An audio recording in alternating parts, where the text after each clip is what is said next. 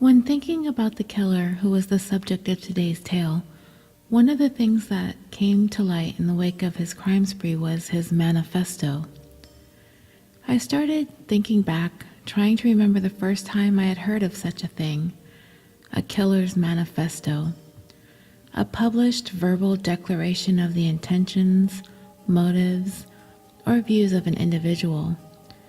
And I think the first notable killer I recall having a manifesto was Ted Kaczynski, the Unabomber. You guys remember him, right? He was the mathematician, anarchist, and domestic terrorist who was a mathematical prodigy and abandoned his academic career in 1969, who between 1978 and 1995 killed 3 people and injured 23 others in a nationwide mail bombing campaign that targeted people with careers involving modern technology. In 1995, Kaczynski mailed a number of letters to several media outlets outlining his objectives.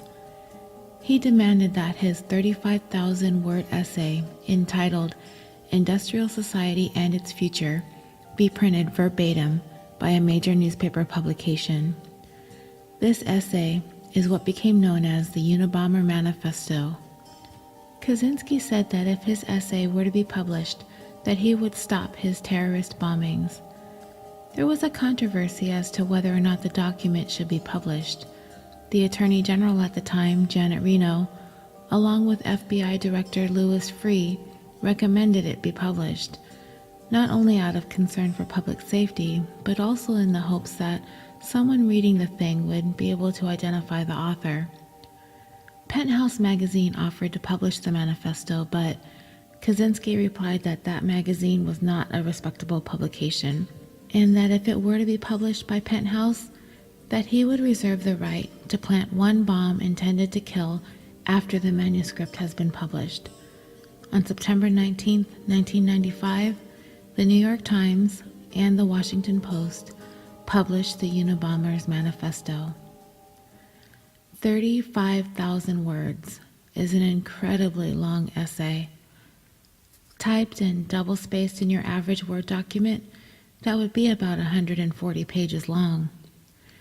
In his manifesto, Kaczynski puts forth the idea that the Industrial Revolution and its consequences have long been a disaster for the human race. He stated that technology has had a destabilizing effect on society, that it has made life unfulfilling, and has caused widespread psychological suffering. He would argue that because of technological advances, most individuals spend their time involved in useless pursuits called surrogate activities, where people strive towards artificial goals such as scientific work, consuming mass entertainment, or worshiping sports teams. He predicted that any further advances in technology will eventually result in the extensive genetic engineering of human beings, so that future human beings will no longer be a creation of nature, of chance, or of God. He also stated that social systems will not be adjusted to suit the needs of human beings, but rather human beings will be adjusted to suit the needs of the system. That many people have an understanding of what technological progress is doing to us, yet they take a passive attitude towards it because they think it's inevitable. But Kaczynski doesn't think it's inevitable and thinks it can be stopped. He argues that the task of those who oppose an industrialized society is to promote social stress and instability and to propagate an ideology that opposes technology, one that offers the counter-ideal of nature in order to gain enthusiastic support. So when the system becomes sufficiently stressed and unstable, a revolution against technology may be possible. Throughout his manifesto, Kaczynski addresses leftism as a movement. He defines leftists as mainly socialists, collectivists, politically correct types, feminists, gay activists, disability activists, and animal rights advocates, and the like. He argues that leftism is driven primarily by feelings of inferiority and over-socialization, and derides leftism as one of the most widespread manifestations of the craziness of our world. He also goes on to say that a movement that exalts nature and opposes technology must take a resolutely anti-leftist stance and must avoid all collaboration with leftists, as it is Kaczynski's belief that leftism is, in the long run, inconsistent with nature, with human freedom, and with the elimination of modern technology. He also criticizes conservatives, describing them as fools who whine about the decay of traditional values, yet enthusiastically support technological progress and economic growth. He states that it never occurs to them that you can't make rapid, drastic changes in the technology and the economy of a society without causing rapid changes in all other aspects of the society as well, and such rapid changes inevitably break down traditional values. I don't know about you, but I find that in this very minimal analysis of Kaczynski's manifesto to be mind-numbing. I simply don't have a great deal of reverence for this man's writings because of the way he terrorized and murdered over a period of 17 years. But his manifesto has been lauded as the work of a genius, filled with ideas shared by the country's most highly educated, carefully reasoned, artfully written, worryingly convincing.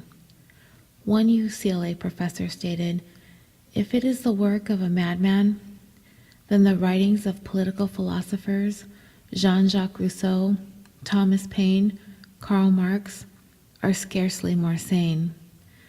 A writer for Fox News stated, "Reprehensible for murdering and maiming people, but precisely correct in many of his ideas." Kaczynski could have had an influence. He could have been a philosopher. He could have shared his ideology and people would have listened.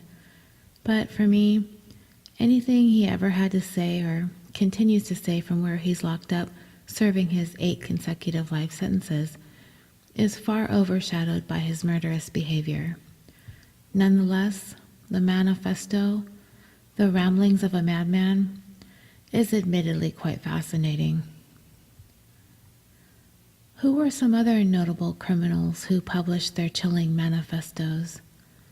Their personal declarations of murderous intentions and motives, only to frustratingly be discovered after the fact. There's a few out there, if not all of us can recall in recent times. Not all were necessarily written in essay form. Some were made into videos, some in diaries, some posted on social media. All of them, if somehow discovered sooner or intercepted by someone paying attention to what was going on in the minds of these individuals, may have been stopped before they could bring their intent to kill to fruition. Dylann Roof, before he perpetrated the massacre at the Emmanuel African Methodist Episcopal Church in Charleston, South Carolina that killed 9 people, he operated a website called The Last Rhodesian, where he published a 2,000-word manifesto that went into great detail about his hatred towards other races, including a number of disturbing images. Misogynistic murderer Elliot Rodger, who killed 6 people, posted a video on YouTube less than 24 hours before he perpetrated the killings. In his video, he's sitting in his BMW, recounting his social isolation and sexual frustrations. He also wrote a lengthy manifesto entitled My Twisted World, The Story of Elliot Rodger, that explains his motivations and his plans to lure people to his apartment and kill them. His writings demonstrated a personality dominated by resentment, jealousy, and frustration, with a deep sense of injustice based on his perceived personal superiority and the inability of women to recognize it. Seung-Hui Choi, also known as the Virginia tech shooter, sent out a package to NBC News with 23 pages of photographs, writings, and an almost half-hour video in what has been characterized as a multimedia manifesto. In it, He states that he was forced into these actions because of mistreatment by unspecified individuals. He expresses anger against hedonism and Christianity, as well as the desire to seek revenge, but he never really clearly says who he hopes to get revenge against. He even claims to be killing the wicked for the sake of the innocent. He says, "Oh, the happiness I could have had mingling among you hedonists, being counted as one of you. Only if you didn't fuck the living shit out of me. You could have been great. I could have been great. Ask yourself what you did to me to have made me clean the slate. Only you could be the victim of your reprehensible, wicked crimes. You Christian Nazis, you have brute restrained your animal urges to fuck me. You could be at home, right now, eating your fucking caviar and your fucking cognac, had you not ravenously raped my soul." Experts who have viewed Cho's video manifesto have said that they really don't do much to help anyone understand him. He was meek and quiet in person. This was basically a PR tape of him making himself out to be some kind of character right out of a Tarantino movie or something. Eric Harris and Dylan Klebold, collectively known as the Columbine shooters, left behind various pieces of written materials, personal diaries, pictures, essays, a website, and a pretty detailed plan of their attack, as well as some short stories. Their writings gave some insight into their perceived social alienation and contradictory feelings of superiority and self-loathing that was the driving force behind the two committing their shooting rampage at their high school. Harris's diary begins with the words, "I hate the fucking world." And just like those words imply, their hatred wasn't clearly directed towards anyone specific and was broadly applied to the entire human race. They basically hated everyone. People of every race, Star Wars fans, fitness fanatics, martial artists, people who mispronounce words, slow drivers, and the WB network were specifically called out. They pretty much saw themselves as the master race, and the greatness of it was limited to the two of them. The day before their assault on Columbine, Klebold wrote, "About 26.5 hours from now, the judgment will begin. Difficult but not impossible. Necessary, nerve-wracking, and fun. What fun is life without a little death? It's interesting, when I'm in my human form, knowing I'm gonna die. Everything has a touch of triviality to it." The subject of today's tale also left behind a lengthy 11,000-word manifesto prior to going on his killing rampage. For 10 days, from February 3rd through February 12th, 2013, an ex-LAPD officer and former United States Naval reservist carried out a series of shooting attacks that targeted police officers and their families. The attacks left 4 people dead, including 2 police officers, and left 3 police officers wounded. He would become the subject of one of the largest manhunts in LAPD history, spanning 2 U.S. states and Mexico. In today's episode of California Dreaming, the tale of the last resort. Christopher Jordan Dorner was born June 4th, 1979 in New York, but he was raised in Southern California. He attended Norwalk Christian School from 1st to 7th grade.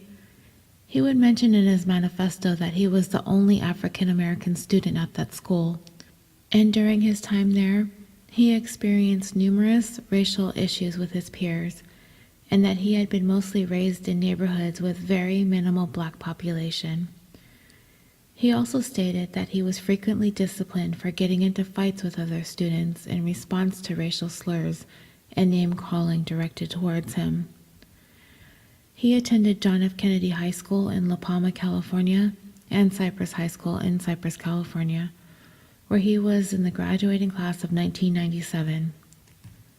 He went on to attend Southern Utah University, where he graduated from in 2001 with a major in political science and a minor in psychology. The university has also confirmed that Dorner played football at the university for 2 years in the position of running back. Dorner was a Naval Reservist lieutenant who was honorably discharged. He was commissioned in 2002 and commanded a security unit at the Naval Air Station in Fallon, Nevada. He served with the Mobile Inshore Undersea Warfare Unit from June of 2004 to February of 2006. He was deployed to Bahrain with Coastal Riverine Group 2 from November of 2006 to April of 2007. He was honorably discharged from the Naval Reserve on February 1st, 2013. Dorner joined the Los Angeles Police Department in 2005 and completed the police academy training in 2006. Within a year's time, Dorner would begin to struggle with his career in the LAPD. On July 28, 2007, Dorner and his training officer, Teresa Evans, who is now a sergeant, answered a call to head to a DoubleTree hotel in San Pedro, California, regarding a mentally ill man, Christopher Gettler, who was apparently causing a disturbance at the hotel. 2 weeks later, Officer Evans gave Dorner a performance review that he was quite unhappy with. In it, she stated that he needed to improve his performance in several areas. The very next day, Dorner filed a report alleging that Officer Evans had used excessive force in her treatment of Christopher Gettler on that call at the DoubleTree Hotel. Dorner accused Evans of kicking Gettler in the face twice while he was lying on the ground and handcuffed. An internal review board investigated these claims and listened to the testimony of several witnesses. Richard Gettler, Christopher's father, had testified that he had returned home with his face injured and swollen, and indicated that he had been kicked by a police officer. His father decided not to report this incident to the police because the injury appeared to be relatively minor, and his son was either unable or unwilling to explain why he had been kicked. Christopher said that he had been kicked by a female officer who was described as almost black with dark hair, but Evans is white with blonde hair. He went on to partially correct this statement by saying that she had light hair. He had also stated that he thought his injuries were caused by a club.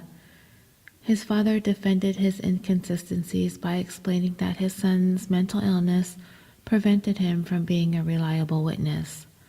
Christopher is a schizophrenic complicated by severe dementia. Dorner was being represented by former Los Angeles Police Captain Randall Kwan. Remember the name Kwan, as this name will come up again later on in this episode. Dorner maintained that Evans kicked Christopher Gettler after placing him in handcuffs. 3 witnesses, including 2 DoubleTree hotel employees and a San Pedro port officer, all testified that they did not witness Evans kicking Christopher Gettler. Evans also denied kicking him as well. However, as eyewitness testimony has been called into question time and time again, the port officer made a statement recalling that he told Dorner to fix his tie. However, a picture from the scene showed that Dorner was in fact not wearing a tie. The internal review board's 3 members, which consisted of 2 LAPD captains and a criminal defense attorney, unanimously ruled against Dorner. They found that his claims lacked credibility and further found that he was being motivated to bring these accusations against his training officer Evans out of fear that she would give him a poor evaluation that could adversely affect his LAPD career, possibly even end it. As a result, Dorner's employment with the department was terminated on September 4th, 2008. Dorner appealed his termination, and in 2010, the case was examined by Los Angeles County Superior Court Judge David P. Yaffe, who ruled against Dorner once again and upheld the LAPD's decision to fire him. Judge Yaffe stated that he was uncertain whether the training officer kicked the suspect or not, but nevertheless decided to uphold the department's decision. What his decision actually meant in this case, according to the appellate judge, that Dorner could be legally fired for filing a false police report, even if the report was true. This enraged Dorner. He appealed his termination by the LAPD Board of Rights by filing a writ of mandamus with the Los Angeles County Superior Court, which also upheld the LAPD's termination of Dorner. He then appealed again to the California Court of Appeal for the Second Appellate District, which again affirmed the lower court's ruling on October 3, 2011.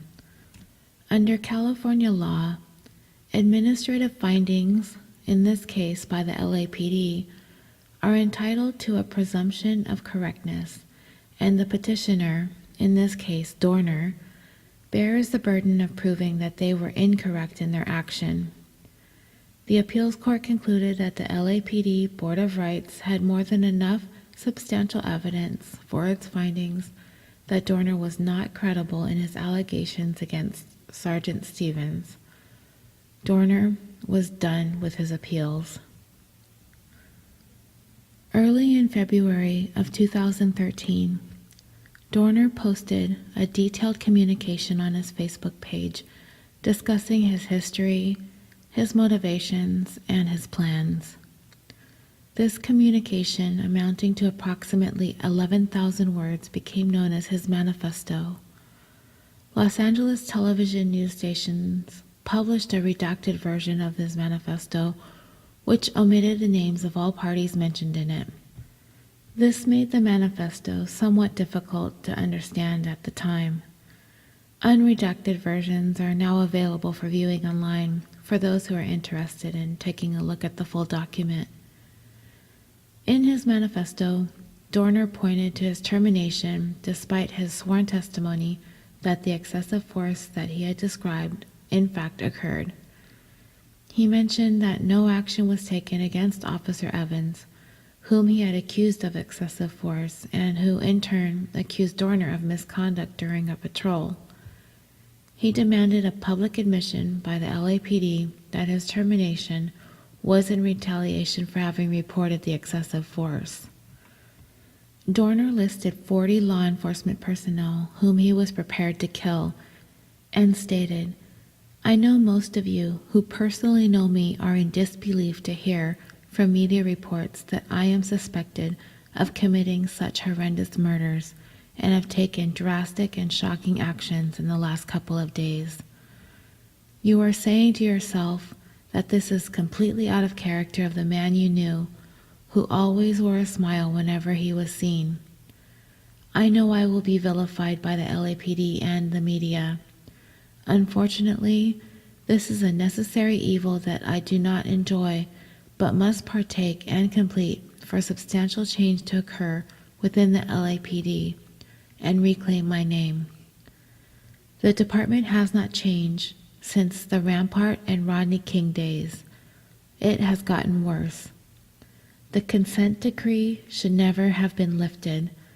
The only thing that has evolved from the consent decree is that officers involved in the Rampart scandal and Rodney King incidents have been promoted to supervisors, commanders, and command staff, and executive positions."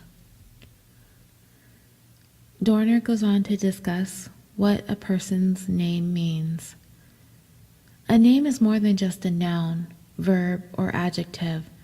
It's your life, your legacy, your journey, sacrifices, and everything you've worked hard for every day of your life as an adolescent, young adult, and adult. Don't let anybody tarnish it when you know you've lived up to your own set of ethics and personal ethos. He also talks about what losing his position in the LAPD and all subsequent appeals meant for his naval career. I have exhausted all available means by obtaining my name back. I have attempted all legal court efforts within appeals at the Superior Courts and California Appellate Courts. This is my last resort. The LAPD has suppressed the truth, and it has now led to deadly consequences. The LAPD's actions have cost me my law enforcement career that began on February 7, 2005, and ended on January 2, 2009. They cost me my naval career, which started in April of 2002 and ends in February of 2013. I had TS-SCI clearance, which means Top Secret Sensitive Compartmentalized Information Clearance, up until shortly after my termination with the LAPD. This is the highest clearance a service member can attain other than a Yankee White TS-SCI, which is only granted for those working around the President or Vice President of the United States. I lost my position as a commanding officer of a Naval Security Forces Reserve unit at Fallon Naval Air Station because of the LAPD. I've lost a relationship with my mother and sister because of the LAPD. I've lost a relationship with close friends because of the LAPD. In essence, I've lost everything because of the LAPD, who took my name and knew I was innocent. Dorner goes on in his ranting, talking about what he is and isn't. I'm not an aspiring rapper. I'm not a gang member. I'm not a dope dealer. I don't have multiple babies' mamas. I'm an American by choice. I'm a son. I'm a brother. I'm a military service member. I'm a man who lost complete faith in the system when the system betrayed, slandered, and libeled me. I lived a good life, and though not a religious man, I always stuck to my own personal code of ethics, ethos, and always stuck to my shoreline and true north. I didn't need the U.S. Navy to instill honor, courage, and commitment in me, but I thank them for reinforcing it. It's in my DNA. Luckily, I don't have to live every day like most of you, concerned if the misconduct you are taking part in is going to be discovered, looking over your shoulder, scurrying at every phone call from internal affairs or from the captain's office, wondering that if that was going to be the day that PSB comes after you for the suspects you struck when they were cuffed months or years ago, or that $500 you pocketed from the narcotics dealer, or when the other guys on your watch beat a transient nearly to death and you never reported the UOF to the supervisor. I looked up those abbreviations, and he used a lot of them through his manifesto, but I'm going to probably leave most of them out. But PSB stands for Professional Standards Bureau, and UOF is Use of Force. In all of this, Dorner is referencing the allegations of misconduct and the use of excessive force that he made, the thing that got him fired from the LAPD. Dorner then gets to the place in his manifesto where he makes his demands. The attacks will stop when the department states the truth about my innocence publicly. I will not accept any type of currency or goods in exchange for the attacks to stop, nor do I want it. I want my name back, period. There is no negotiation. This department has not changed from the Daryl Gates and Mark Furman days. Those officers are still employed and have all been promoted to command staff and supervisory positions. I will correct this error. Are you aware that an officer, a rookie/probationer at the time, seen on the Rodney King videotape striking Mr. King multiple times with a baton on March 3, 1991, is still employed by the LAPD and is now a captain on the police department. Then Dorner gets to the place where he points fingers, places blame, and calls out his targets.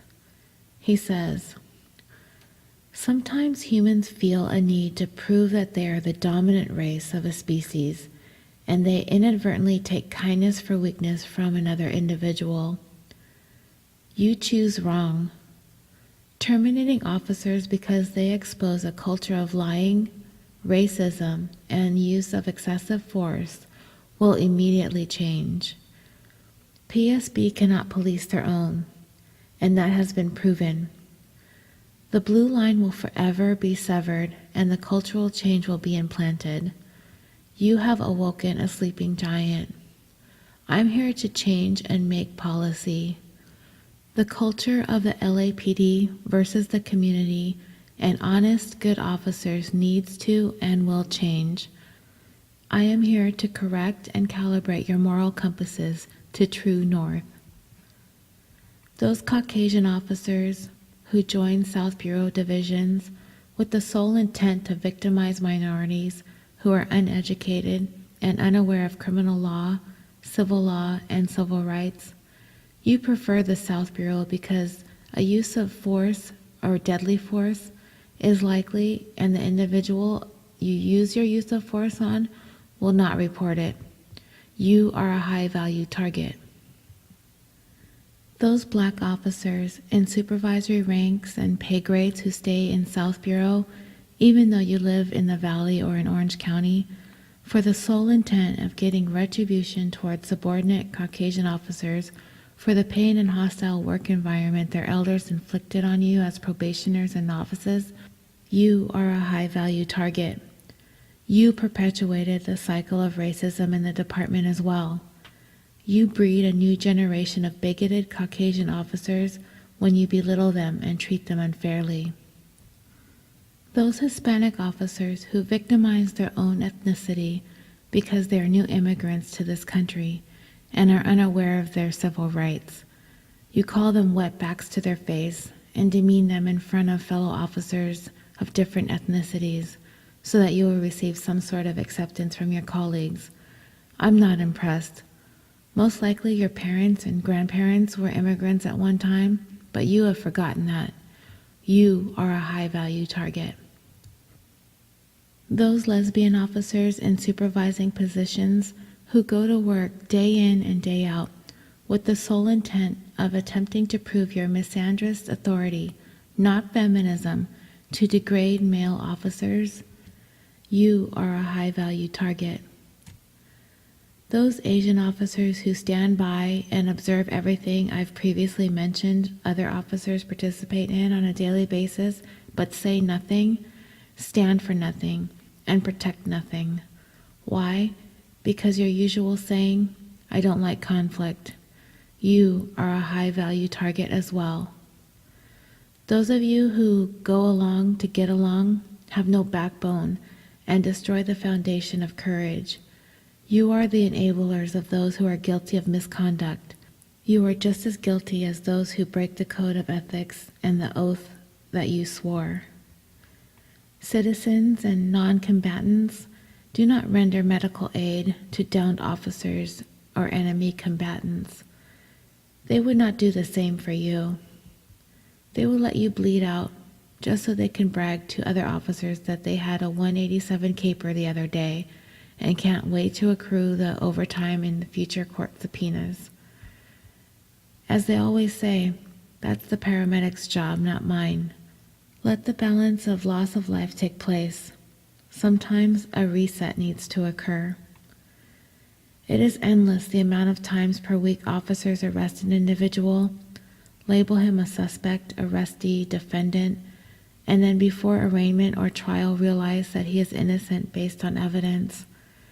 You know what they say when they realize an innocent man just had his life turned upside down? Oh, I guess he should have stayed home that day, as he was discovered walking down the street and matching the suspect's description. Oh well, He appeared to be a dirtbag anyways. Meanwhile, the falsely accused is left to pick up his life, get new family, friends, and a sense of self-worth. Do not honor these fallen officers/dirtbags. When your family members die, they just see you as extra overtime at a crime scene and at a perimeter. Why would you value their lives when they clearly don't value yours or your family members' lives? I've heard many officers who state they see dead victims as ATVs, wave runners, RVs, and new clothes for their kids. Why would you shed a tear for them when they, in return, crack a smile for your loss because of the impending extra money they will receive in their next paycheck for sitting at your loved one's crime scene for 6 hours because of the overtime they will accrue?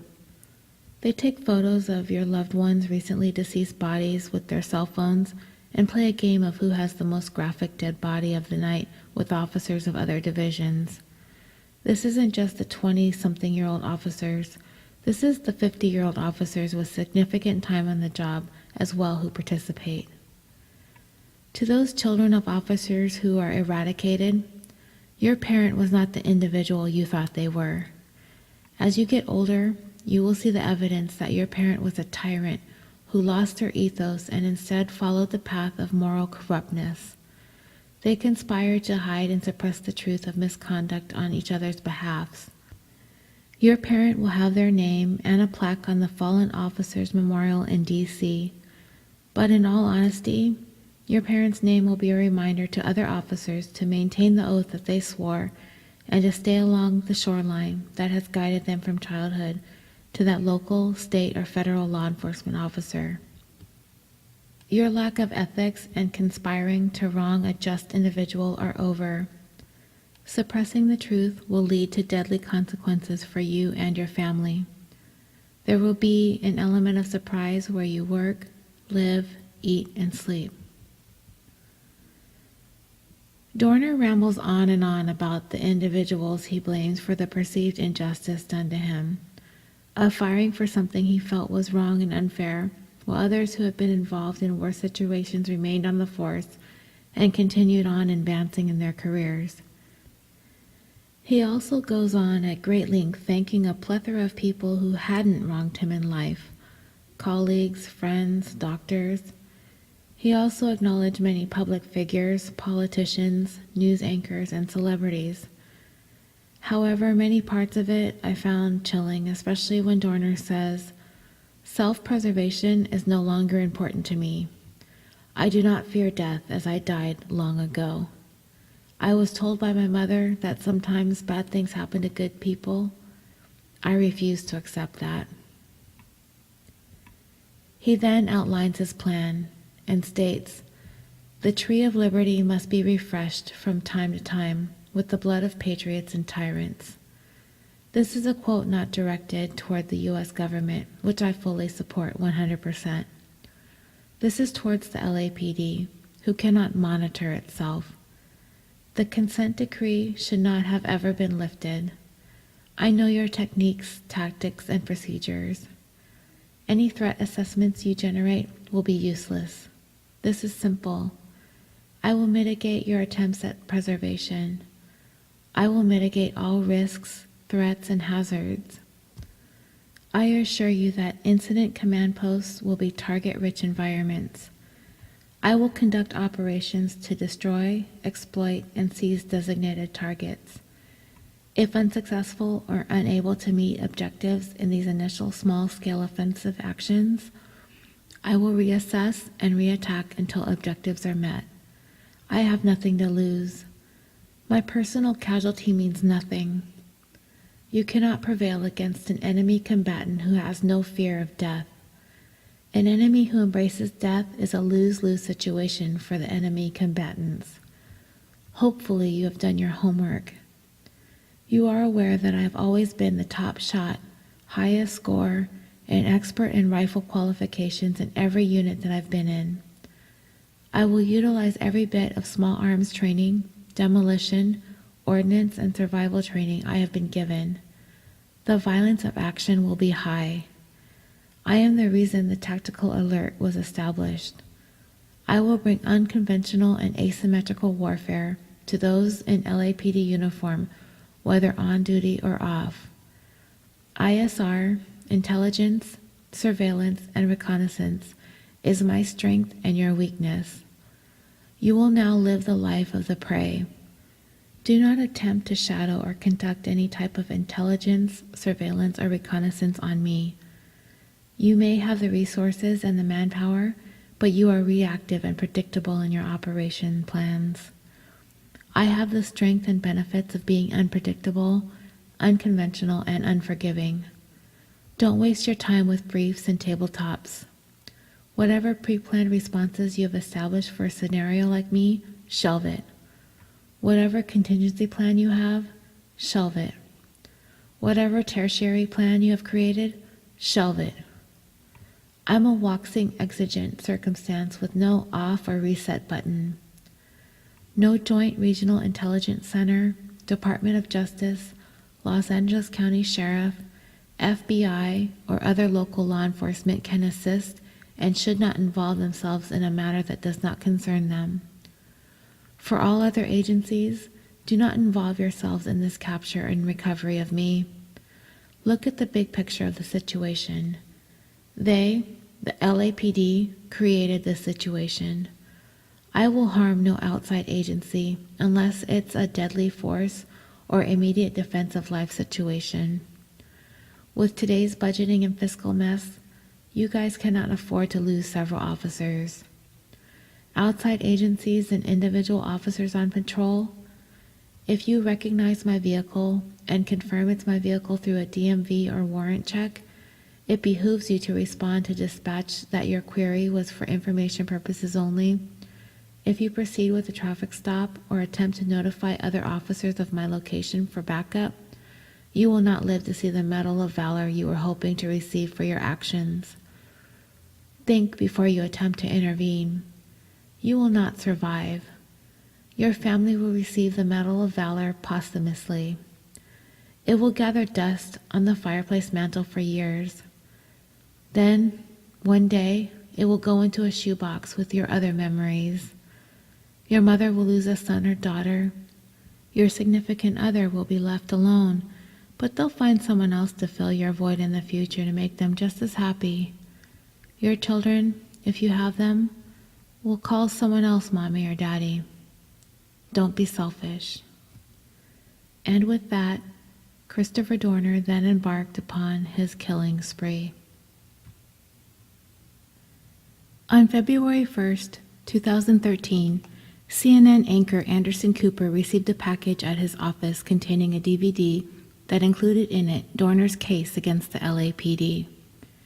This package also contained a bullet-riddled challenge coin issued by LAPD Chief William Bratton with a note that said 1 MOA, which stands for 1 minute of angle, implying that the coin was shot at 100 yards away with a bullet hole grouping of 1 inch, meant to showcase Dorner's accuracy with a rifle. I will include pictures of this coin with its bullet holes on social media after the release of this episode. On February 3rd, in the city of Irvine, in the evening hours, Monica Kwan and her fiancé, Keith Lawrence, were found shot to death in Lawrence's car, a white Kia Optima, which was parked outside their condominium complex. This was the kind of thing that had almost never been seen in one of the safest cities in the United States. A young couple shot to death at close range while they sat in their still-running car in the parking garage in the midst of hundreds of condos. The only evidence left at the scene were some 9mm shell casings and a small beanie. Not one single neighbor heard or saw a thing. Irvine, California is a quiet, upscale suburb of Orange County that many would consider to be the epitome of a planned community. The police department might see 2, possibly 3 murders annually, and is almost nearly the result of a domestic dispute gone bad and is quickly resolved. On that day, February 3rd, the big news was supposed to be that the Baltimore Ravens had defeated the San Francisco 49ers in the Super Bowl. This would not be the case for the Irvine police that evening. The 911 came in around 9 p.m. 2 people were found shot to death in their vehicle on the top floor of a gated condo parking garage near the University of California, Irvine campus. When police arrived, it was quickly evident that this was not the result of a domestic dispute. The car was running and the headlights were on. A man and a woman were slumped in their seats. 14 shell casings were found around the car. It was quickly determined that the shooting was not a murder-suicide or a robbery. It kind of looked more like a hit or a contract killing, the kind of thing that never happens in Irvine. Looking to try and quickly identify the victims, detectives noticed a University of Southern California parking sticker on the car. They called in the sticker number to USC and were told it belonged to University Public Safety Officer Keith Lawrence. Few details were being released to the media, but the nature of the crime, being so unusual, made it onto the evening news throughout Southern California. Among those who received the news through television broadcasts was Randall Kwan, a retired captain from the Los Angeles Police Department. The captain who I spoke about earlier on in this episode, who represented Dorner in his dismissal hearing from the LAPD. Based on the location of the murders and the descriptions of the victims, he was immediately filled with dread. He knew his daughter, Monica, and her fiancé had driven home to Irvine that evening after spending the day with Keith's family. She always called her dad when she got home. He had been unable to reach her all evening. Randall called the Irvine police with his fears and a description of Monica and Keith. They were identified as the murdered couple. Knowing who they were only deepened the mystery of how and why this happened to them. Monica and Keith had fallen in love while attending Concordia University in Irvine. They starred on the men's and women's basketball teams and remained passionate about the sport. Monica had recently become the assistant women's basketball coach at Cal State University Fullerton. Keith had trained at the Ventura County Sheriff's Academy and had worked for the Oxnard, California Police Department before joining the USC Department of Public Safety. Monica was 28 and Keith was 27 years old. On February 4th, Dorner's manifesto was published online. I've gone over its contents extensively, and basically it's been determined that his main motives for his actions is to clear his name. His manifesto specifically named Randall Kwan and his family as targets, so the Irvine Police Department determined Dorner was likely responsible for the double murder. He was publicly identified as the primary suspect on February 6, 2013. The manifesto stated that Randall Kwan had failed to represent Dorner's interests in favor of those of the department. On February 5th, according to military records, Dorner checked into the naval base at Point Loma in San Diego, California, but skipped checkout procedures when leaving. What he had been doing there is anybody's guess. On February 7th, 2 LAPD officers were headed to a protection detail where they had been assigned as security for one of the officers named in Dorner's manifesto and potentially was being targeted by Dorner when they were flagged down by a gentleman by the name of R.L. McDaniel at about 1 in the afternoon. He had reported seeing a man matching Dorner's physical description at a gas station in Corona, California. The police officers investigated the report and began following a pickup truck.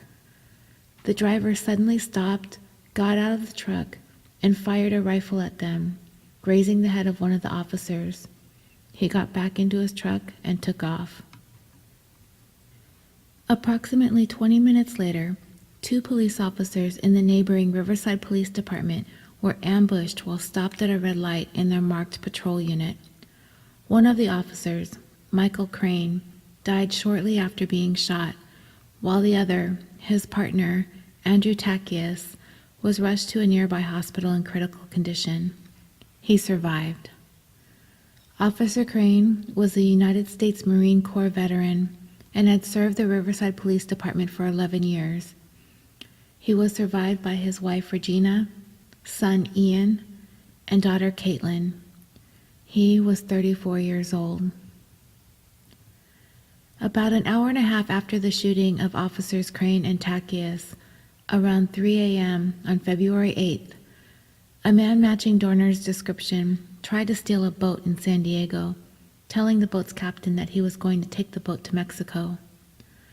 A federal criminal complaint was filed against Dorner later that same day for attempting to flee California to avoid prosecution.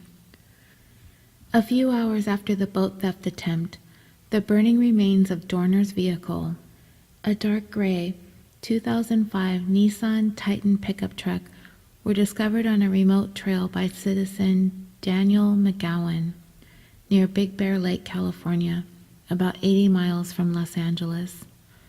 Investigators canvassed the entire area in search of Dorner in the areas surrounding the location where his burnt-out truck was found. Approximately 125 officers went door to door looking for Dorner. All schools in Bear Valley Unified School District were placed on lockdown. The next day, February 9th, the Los Angeles Police Department announced that it will reopen its investigation into the 2007 episode that led to the firing of Dorner. At this point, he was wanted for 3 murders. Chief Charlie Beck said in a written statement, "I am aware of the ghosts of the LAPD's past, and one of my biggest concerns is that they will be resurrected by Dorner's allegations of racism within the department. Therefore, I feel we need to also publicly address Dorner's allegations regarding his termination. I do this not to appease a murderer. I do it to reassure the public that their police department is transparent and fair in all of the things that we do."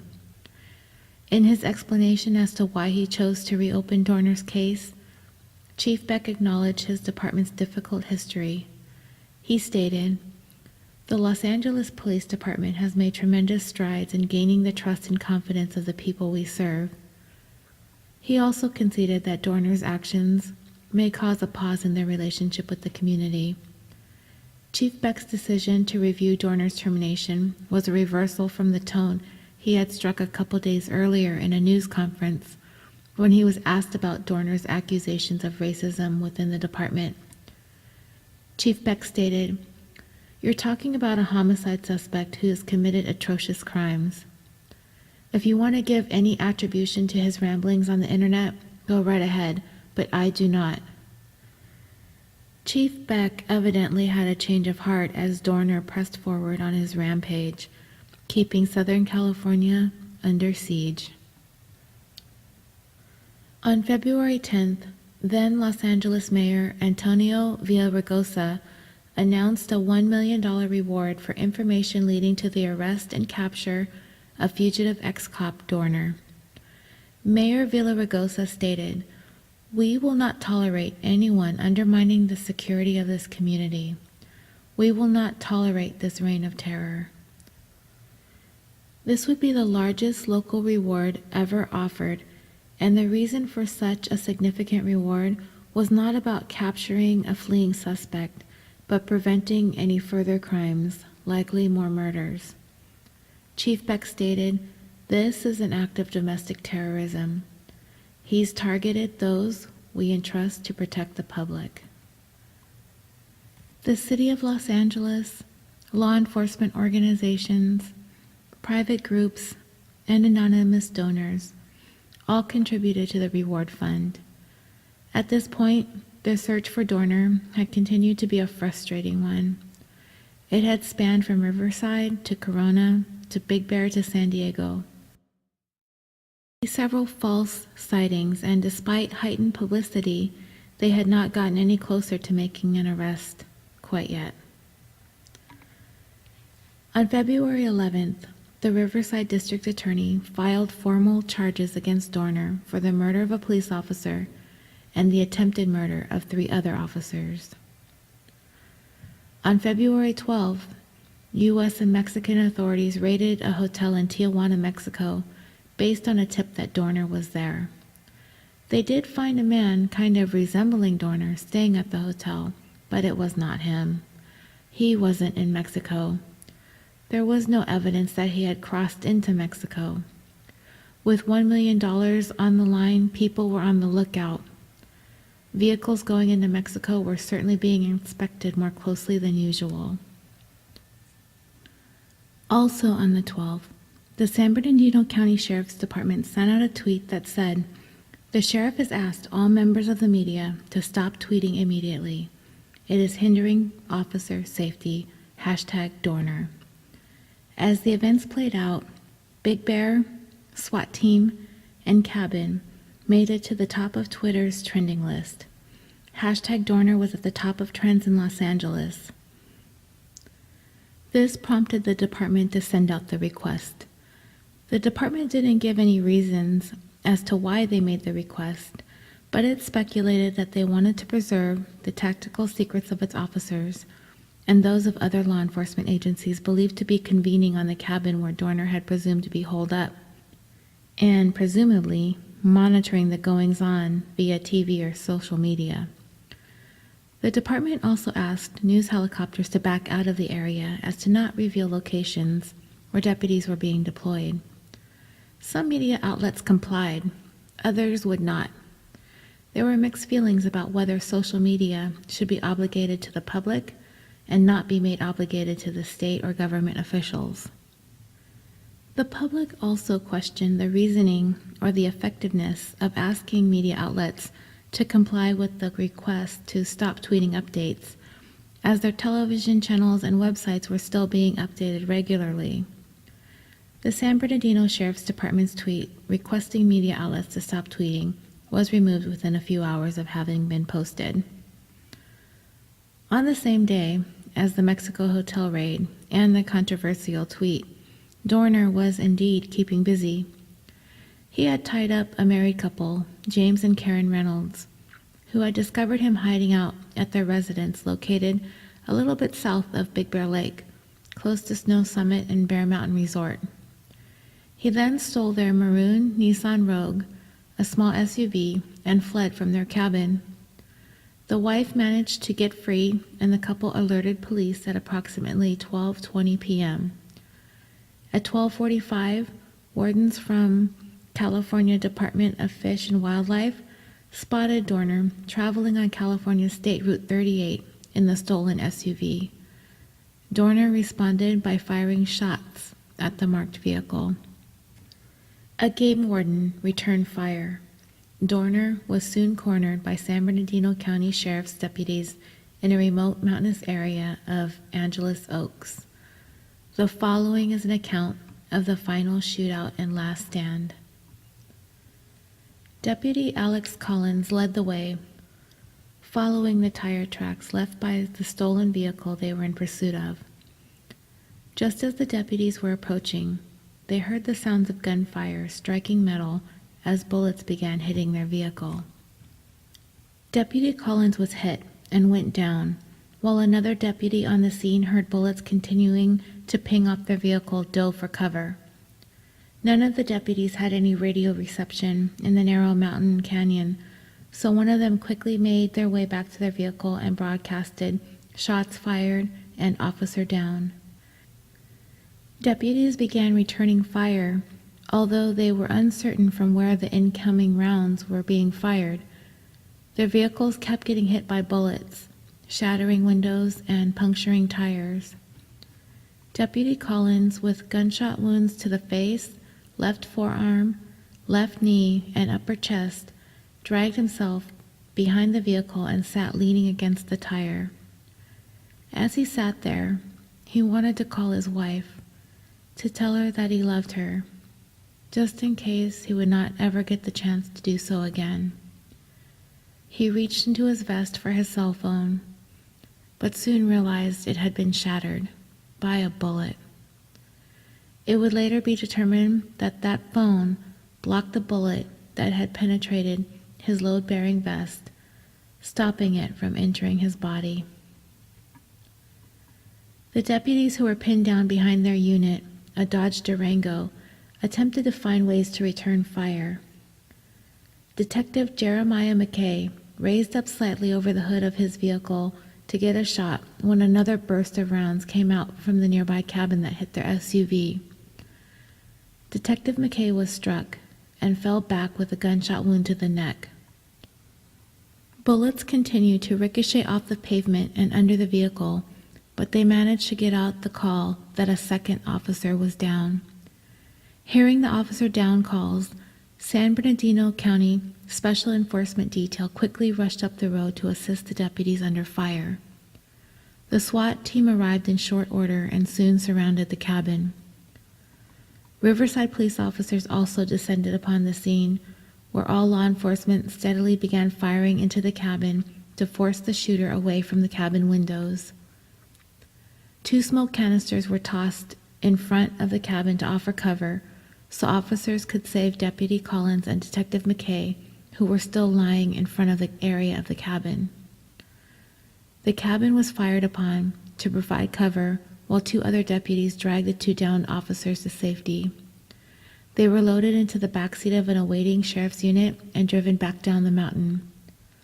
A rescue helicopter had already landed on the opposite side of the firefight of the cabin, and the 2 officers were airlifted to Loma Linda University Medical Center at approximately 1:48 p.m. There was a physician on board the helicopter who began medical treatment immediately. Deputy Collins was urged by the doctor to hang on, and he did. He would survive his injuries, and 7 months later, he would be back on the job. Sadly, Detective McKay would be pronounced dead during the helicopter ride. The 14-year veteran was survived by his father, Alan, his mother, Dawn Marie, sister, Angela, wife, Lynette, 6-year-old stepdaughter, Caitlin, and newborn son, Caden. He was 35 years old. As hundreds of law enforcement personnel surrounded the wood-paneled cabin where Dorner had barricaded himself, fired rounds and lobbed tear gas into the structure, Dorner continued firing upon the officers. As he did so, the police made the controversial decision of firing incendiary canisters into the cabin. Fire quickly spread through the building, creating a tremendous blaze which lit up the forest brightly as the nighttime set in. Although during a subsequent press conference, a spokesperson denied that the cabin was intentionally burned down to force Dorner out, it was reported that commands such as "burn him" were heard over police scanners, suggesting otherwise. Either way, the cabin was set ablaze, and at some point, Dorner stopped firing. And it has been reported that as millions of people watched this unfold on television, watched the cabin burn to the ground, one single shot was heard coming from inside the cabin. Officials would later confirm that the remains of one individual, burned beyond recognition, was positively identified by way of dental records as being those of disgraced ex-police officer, ex-naval reservist turned spree killer, Christopher Dorner. It would also later be determined that amid the flames that were surrounding him in that cabin, Dorner died of a self-inflicted gunshot wound to the head. He was 33 years old. As I began writing the story of the manifesto, I did so because I found them to be so intriguing. It kind of reminded me of the times back in college when I would read one true crime novel after another, the stories of killers. I even had one book entitled The Encyclopedia of Serial Killers. I often wondered what the heck was going on in the mind of these people. How or why did they do these atrocious acts? It got to the point where it was just too overwhelming to try and get into the mind of these killers. There were too many of them, too many killers, too many victims, too much to try and wrap my mind around. But these manifestos, the actual writings in their own words that outline their thinking, their mindsets, their grievances, their motivations, and their intentions, this was different. They laid it all out for us, those of us fascinated with true crime, to take it all in.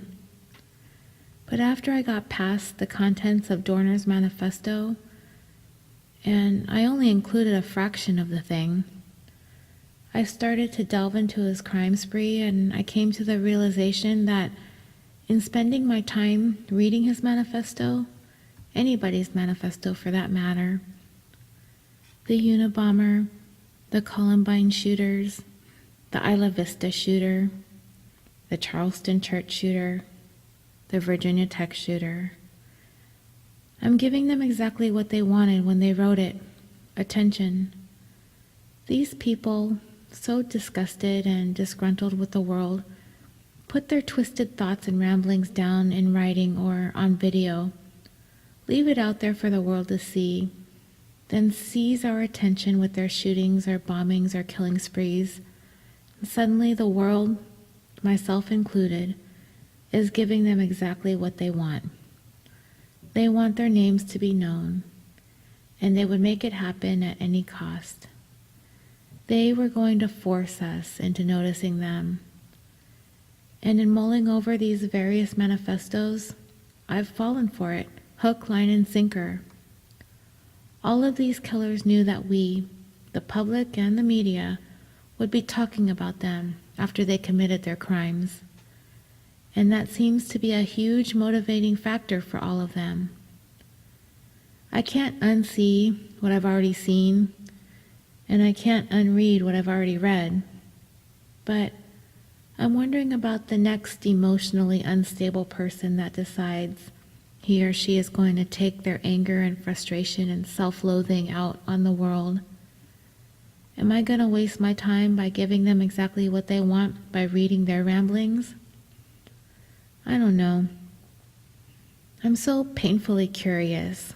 It's like a train wreck that I can't stop staring at. I grew to become so conflicted about the entire premise of this episode as I wrote it.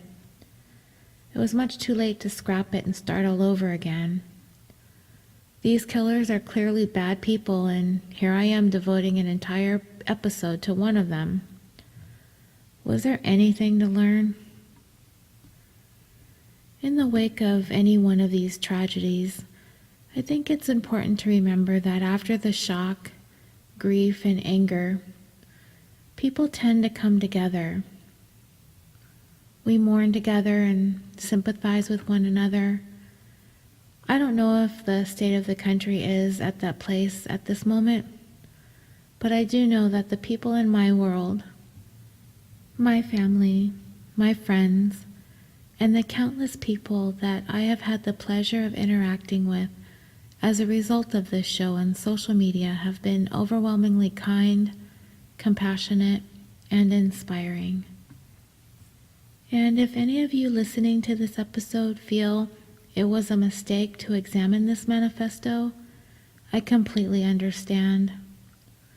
I've been questioning the decision all week, but my own personal fascination with the thing, and having experienced that fear that gripped Southern California at the time Dorner was on the loose, and the relief I felt when he burned up in that cabin, that had me wanting to share this story with those of you outside of California who may have never heard of him before.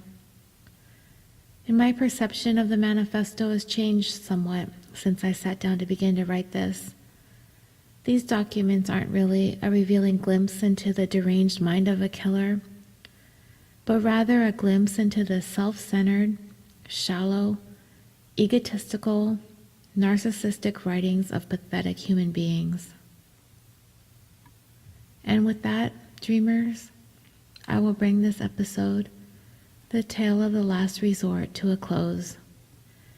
And I have a few things that I want to discuss before I sign off, so hopefully you'll stick around for a listen. First and foremost, I am so excited to announce that California Dreaming has joined the Orbital Jigsaw Network with some other podcasts that you might want to check out, like The Concession Stand, a weekly show where hosts Nick and Andy geek out over all things entertainment, movies, TV, video games, and more, or Super Nerds UK podcast, an irreverent look at pop culture with hosts Ben, Ian, Tim, and Simon, with celebrity interviews, in-depth features, quiz shows, and a large dose of nerdy humor.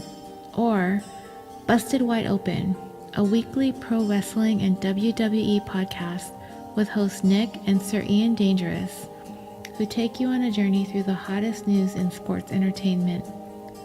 Or Historium, a podcast devoted to telling the strange, obscure, or otherwise interesting stories from history. And of course, the Dirty Bits podcast, a weekly podcast hosted by my pod sister, Tawny Plattis. Hey girl, let me see if I can do this as well as she does. With her casual retellings of the sexy, scandalous, and salacious stories your history teacher likely left out. We are so proud to be a part of such an eclectic group of podcasters. Check them out if you have a chance on the Orbital Jigsaw Network at orbitaljigsaw.com. I also wanted to tell you guys about a show that I'm enjoying so much, the Gone Cold podcast. It's a show dedicated to the mysterious 1974 kidnapping and death of Carla Walker in the Lone Star State of Texas. The host is mesmerizing in his storytelling, great interviews, and full of intricate details of this unsolved case. But I will let him tell you more about it.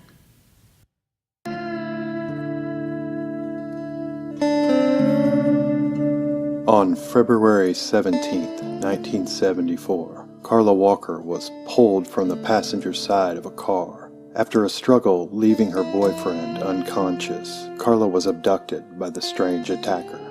Her body was found in a culvert near a lake 3 days later. Join the Gone Cold podcast as we explore Carla's case in depth, as well as other unsolved and missing persons cases throughout the state of Texas.